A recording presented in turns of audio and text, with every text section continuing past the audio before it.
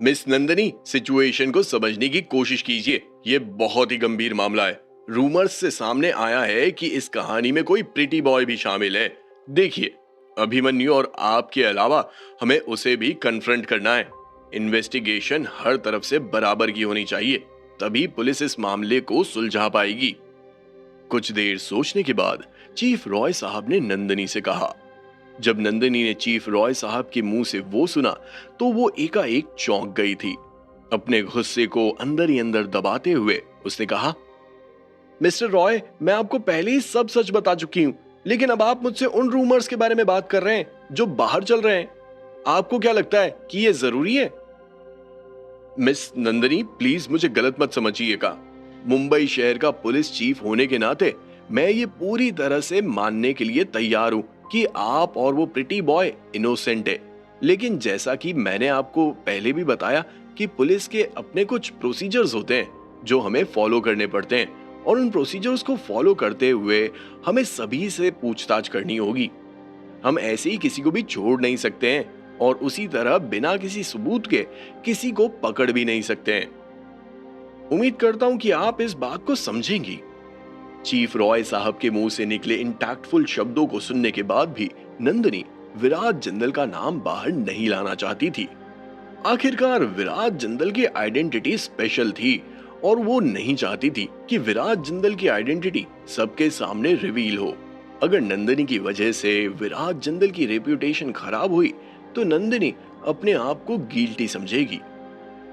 Mister Roy, मैं आपके इस रिस्पॉन्सिबल एटीट्यूड की बहुत इज्जत करती हूँ, लेकिन जैसा कि आपने अभी कहा, प्रिटी बॉय, ऐसा कोई इंसान एग्जिस्ट ही नहीं करता है। उस इंसान का इस मामले से कोई लेना देना ही नहीं है। उम्मीद करती हूँ कि आप अगली बार उसका नाम नहीं लेंगे। ये बोलने के बाद नंदनी ने टेबल पर अपना बैग उठाया और वहां से जाने के लिए पूरी तरह से तैयार थी।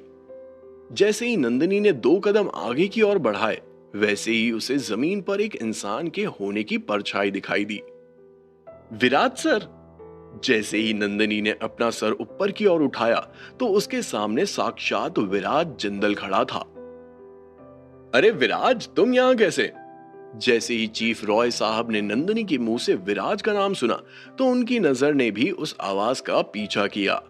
जब रॉय साहब ने अपने सामने विराज को देखा तो मुस्कुराते हुए तुरंत ही विराज को ग्रीट कर दिया था।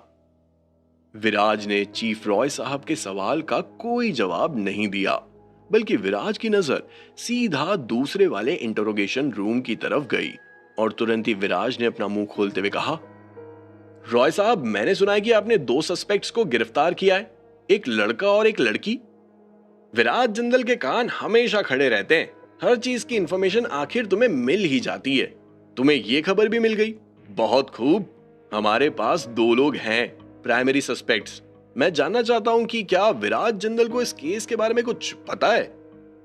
ये बोलते हुए अचानक से रॉय साहब की आंखों में चमक आ गई थी। रॉय साहब बहुत अच्छे से जानते थे कि विराज का बैकग्राउंड काफी डीप है, और वो आसानी से प्रिटी बॉय को ढूंढने में उनकी मदद कर सकता है। चीफ रॉय साहब को देखते हुए तुरंत ही विराज ने अपना मुंह खोलते हुए कहा, ब्यूरो चीफ, क्या मिस नंदनी ने आपको इस केस के बारे में अभी नहीं बताया? आपको नहीं लगता कि वो काफी है? मिस्टर विराज, मिस नंदनी ने मुझे इस केस के बारे में काफी कुछ बताया है, लेकिन इस केस में एक और इम्पोर्टेंट पार्टिसिपेंट है जिसका अपीयर होना बहुत जरूरी है, प्रिटी बॉय। जब तक वो यहां नहीं आएगा तब तक हम किसी भी फाइनल जजमेंट पर नहीं पहुंच पाएंगे। मिस्टर विराज, तुम्हारी पहुंच बहुत अच्छी है, तो क्या तुम हमारी मदद करोगे उस प्रिटी बॉय? इससे पहले कि रॉय साहब अपनी पूरी बात कह पाते, विराज ने उन्हें बीच में ही टोकते हुए कहा, उसकी कोई जरूरत नहीं है, वो ऑलरेडी यहां पर है। रियली? क्या बात है विराज, तुम तो काफी अमेजिंग हो। क्या मैं जान सकता हूं कि वो प्रिटी बॉय कहां पर है? जैसे ही चीफ रॉय साहब के मुंह से ये शब्द बाहर आए, वैसे ही विराज ने मुस्कुराते हुए कहा, वो ठीक आपके सामने खड़ा है। विराज के मुंह से निकले उन शब्दों को सुनकर चीफ रॉय साहब खांसते हुए बोले, विराज, तुम मजाक कर रहे हो ना? तुम्हारे बैकग्राउंड को देखते हुए तुम प्रिटी बॉय कैसे हो सकते हो? चीफ रॉय साहब की बात सुनकर विराज ने तुरंत ही नंदनी की ओर देखा और कहा, अब तुम ही बताओ। चीफ रॉय साहब के नर्वस एक्सप्रेशंस को देखते हुए नंदनी मन ही मन मुस्कुरा रही थी। क्योंकि नंदनी एशिया पैसिफिक की प्रेसिडेंट थी, एक फीमेल बॉस थी, इसीलिए उसका यहां से वहां आना जाना लगातार होता रहता था। और इसी के साथ वो इतने लोगों से मिलती थी कि वो लोगों के एक्सप्रेशंस देखकर ही समझ जाती थी कि वो इंसान सोच क्या रहा है। वो बता सकती थी कि चीफ रॉय साहब एक ही नजर में विराज जिंदल से डर गए थे जब विराज ने कहा कि वो ही प्रिटी बॉय है। यही सच है, मिस्टर विराज जिंदल ही वो प्रिटी बॉय हैं जिसे आप ढूंढ रहे हैं। मिस्टर रॉय, क्या आपने नहीं कहा था कि आपको प्रिटी बॉय को इंटरोगेट करना है? तो चलो शुरू करने का समय हो चुका है। जैसे ही नंदनी के मुंह से ये शब्द बाहर आए, वैसे ही चीफ रॉय साहब बहुत ज्यादा एम्बैरेस्ड हो गए थे। विराज जिंदल को इंटरोगेट करने की हिम्मत चीफ रॉय साहब में नहीं थी। तुरंत ही उन्होंने अपना हाथ हिलाते हुए कहा, ओह, ये सब क्या नॉनसेंस है? भला विराज जिंदल सस्पिशियस कैसे हो सकता है? मेरे पास और भी बहुत सारे काम हैं, आप बैठिए। ये बोलते हुए चीफ रॉय साहब वहां से खिसकना चाहते थे, लेकिन विराज ने उन्हें वहां से जाने का कोई मौका ही नहीं दिया था।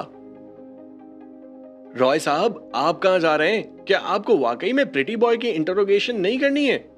मैं आपसे अच्छे से पूछ रहा हूं, अगर नहीं करनी है तो फिर वो अंदर 2 सस्पेक्ट्स हैं, उन पर चार्जेस क्यों नहीं लगाए गए हैं अब तक? कन्फेशन के नाम पर क्या आप उन्हें कवर करने की कोशिश कर रहे हैं? मिस्टर विराज, मैं मुंबई शहर का पुलिस चीफ हूं, आप तो मेरा रिकॉर्ड बहुत अच्छे से जानते हैं। जब मैं अपनी बेटी को सजा देने में 1 सेकंड पीछे नहीं हटता तो वो दोनों तो मेरे अपने भी नहीं है। आखिर मैं उन्हें क्यों बचाऊंगा? लेकिन जब से उन्हें अंदर लिया है, उन दोनों के मुंह से एक शब्द भी बाहर नहीं आया है। आखिर किस बेसिस पर हम उनके ऊपर चार्जेस लगाएं? बिना किसी इन्वेस्टिगेशन के किसी पर भी चार्जेस लगाना इनजस्टिस नहीं होगा? माना कि वो गुनहगार हैं, अपराधी हैं, लेकिन हमारे पास उन दोनों को लेकर कोई एविडेंस नहीं है। ऊपर से वो दोनों कुछ बोल भी नहीं रहे हैं। जब तक वो दोनों नहीं बोलेंगे, हम उनका कुछ भी नहीं कर सकते हैं। उम्मीद करता हूं कि वो भी तुम दोनों की तरह सब कुछ कन्फेस करें। चीफ रॉय साहब के शब्दों में सच्चाई थी। आज तक उन्होंने एक भी केस में किसी भी गुनहगार को छोड़ा नहीं था, लेकिन जब विराज को किशन दामोदर का वो केस याद आया तो विराज को लगा कि कहीं इस बार भी पुलिस के ऊपर किसी का दबाव तो नहीं है। खैर, ऐसा कुछ भी नहीं था, लेकिन यह भी सच था कि जब तक डिंपल और रजाक कुछ नहीं बोलेंगे तब तक पुलिस कुछ नहीं कर पाएगी। जितना नंदनी और विराज इस केस को सुलझाने के लिए एक्साइटेड थे, चीफ रॉय साहब भी इस केस को सुलझाने के लिए उतने ही एक्साइटेड थे, क्योंकि ये मामला होटल द व्रीसा से जुड़ा हुआ था। बहुत ही बड़ा मैटर था। ऊपर से मिस्टीरियसली विराज जिंदल भी इसमें शामिल था। भला चीफ रॉय साहब इस केस से पीछे कैसे हट सकते थे? अगर उन्होंने इस केस को सॉल्व किया तो उन्हें और भी बड़ा प्रमोशन मिलना तय था। लेकिन प्रॉब्लम यही थी कि डिंपल और रजाक गूंगों की तरह बैठे थे। भला अब इसमें चीफ रॉय साहब क्या ही कर सकते थे? वो दोनों इसलिए नहीं बोल रहे हैं क्योंकि आपने सही इंसान को इंटरोगेशन पर नहीं लगाया है। मैं आपकी मदद करता हूं, एक एक्सपर्ट का नाम आपको रिकमेंड करता हूं। चीफ रॉय साहब के मुंह से सारा एक्सप्लेनेशन सुनने के बाद तुरंत ही विराज ने कहा। विराज जिंदल के कॉन्फिडेंट लुक को देखकर चीफ रॉय साहब और भी ज्यादा एक्साइटेड हो गए थे। अब उन्हें ऐसा लग रहा था जैसे विराज अपने साथ किसी एक्सपर्ट को भी लेकर आया है। विराज, कौन है वो एक्सपर्ट जिसके बारे में तुम बात कर रहे हो? कहां है वो? तुरंत ही चीफ रॉय साहब ने विराज से पूछा। मुस्कुराते हुए विराज ने जवाब दिया, वो एक्सपर्ट हमसे ज्यादा दूर नहीं है। सेंट्रल प्रिजन के मेन गेट पर वो ड्यूटी कर रही है, ऑफिसर काजल। जैसे ही विराज के मुंह से ये शब्द बाहर आए, वैसे ही चीफ रॉय साहब सरप्राइज्ड रह गए थे। ऑफिसर काजल उनकी बेटी थी, एक इंटर्न पुलिस ऑफिसर। उसे किसी को इंटरोगेट करना कैसे आता है? क्या विराज बकवास नहीं कर रहा था? मिस्टर विराज, इंटरोगेशन कोई बच्चों का खेल नहीं है। मुझे लगता है कि तुम्हें एक बार फिर से सोच लेना चाहिए। जैसे ही विराज ने चीफ रॉय साहब के मुंह से निकले इन शब्दों को सुना, वैसे ही विराज ने अपना हाथ हिलाते हुए कहा, मैंने इस बारे में पहले ही सोच लिया है। आप उसे बुलाइए, मुझे लगता है कि वो आपको एक अच्छा सरप्राइज दे सकती है। लेकिन चीफ रॉय साहब के मन में अभी भी बहुत सारे डाउट्स थे, लेकिन चूंकि विराज बहुत ही ज्यादा कॉन्फिडेंट था, इसीलिए चीफ रॉय साहब ने उसे ज्यादा प्रेशराइज नहीं किया और विराज के कहने पर तुरंत ही काजल को अंदर आने के लिए कह दिया था। जब ऑफिसर काजल अंदर आई और उसने देखा कि विराज उसके पिता यानी चीफ रॉय साहब के पास में ही खड़ा है, तो तुरंत ही उसके चेहरे के हाव भाव बदल से गए थे। गुस्से से गदराते हुए तुरंत ही ऑफिसर काजल ने चीफ रॉय साहब से कहा, डैड, मुझे यहां पर क्यों बुलाया गया है? ऑफिसर काजल के मुंह से निकले शब्दों को सुनकर चीफ रॉय साहब जोर जोर से खांसने लगे थे और ऐसा लग रहा था जैसे वो अपनी बेटी को रीजन बताने में पूरी तरह से असमर्थ नजर आ रहे थे। जब विराज ने चीफ रॉय साहब के एक्सप्रेशंस देखे तो तुरंत ही अपना मुंह खोलते हुए बोला, ऑफिसर काजल, चूंकि पास्ट में तुमने बहुत अच्छा काम किया है, इसीलिए तुम्हारे डैड तुम्हें एक स्पेशल केस देना चाहते हैं, लेकिन उस केस को पाने के लिए तुम्हें एक छोटा सा टेस्ट देना होगा।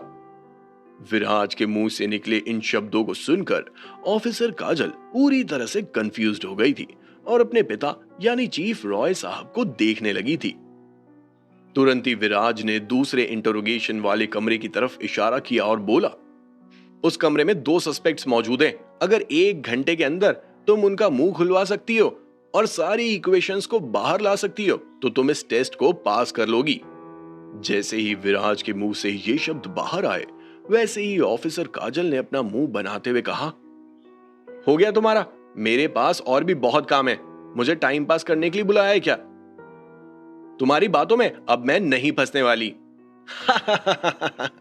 अगर तुम्हें मेरी बात पर यकीन नहीं है तो अपने डैड से पूछ सकती हो, वो तो ब्यूरो चीफ हैं, शायद उनकी बात पर तुम्हें यकीन हो जाए।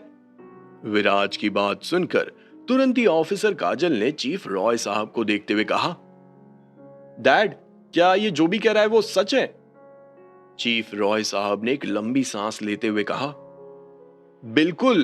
तो क्या तुम उर्दू में भी सुनना चाहती हो? चीफ रॉय साहब ने जैसे ही ये कहा, वैसे ही ऑफिसर काजल खुशी से उछलते हुए रॉय साहब के पास गई और उन्हें हक करते हुए बोली, डैड, आप चिंता ना करें, मैं ये मिशन फेल नहीं होने दूंगी। और इसी के साथ हवा के एक तेज झोंके की तरह ऑफिसर काजल के कदम सीधा दूसरे वाले इंटरोगेशन रूम की तरफ बढ़ने लगे थे और पलक झपकते ही ऑफिसर काजल गायब हो गई थी। जब चीफ रॉय साहब ने अपनी फुर्तीली और फुदकती हुई बेटी को देखा तो वो पूरी तरह से सकपका गए थे। ये इतनी एक्साइटेड क्यों हो रही है?